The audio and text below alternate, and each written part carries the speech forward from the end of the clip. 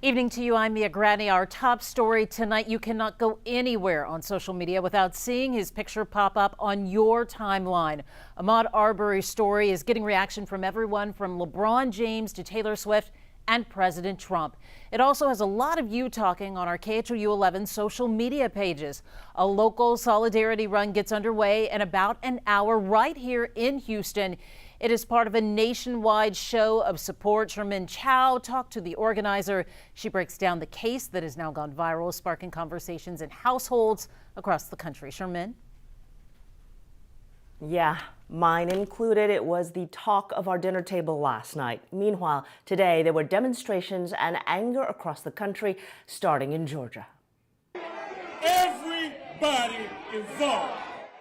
This was the scene outside the courthouse in Brunswick, Georgia.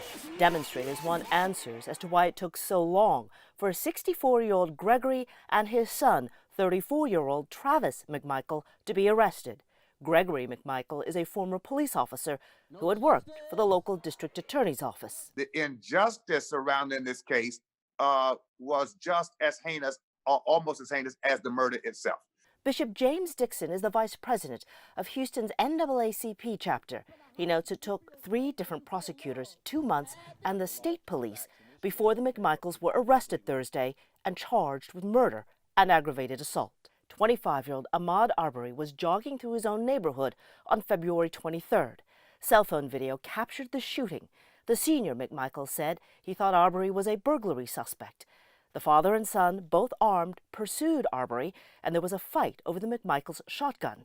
Arbery was killed. As an African-American man, you can be doing the very American thing, jogging in your neighborhood, and that's enough to lose your life. The man who shot the now viral video knows the suspects. He, too, is under investigation. If, in fact, the facts take them to make another arrest in this case, then they will do that. That we're reliving lynchings in America in 2020. We should be better than that, and most of us have.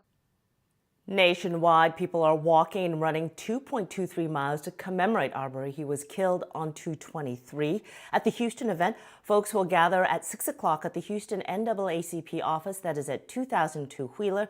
The walk and run starts at 6:30, and if you want to attend, you will need to wear a mask and practice social distancing. I have to tell you, Mia, that my 2 sons have questions about this story that I can't answer, but I can tell them that both suspects are now being held without bond. Back to you. It is a tough one to explain. Thank you, Sherman. And we know there is a lot to this story. We will continue to follow it and bring you updates on KHOU.com as well as our mobile app.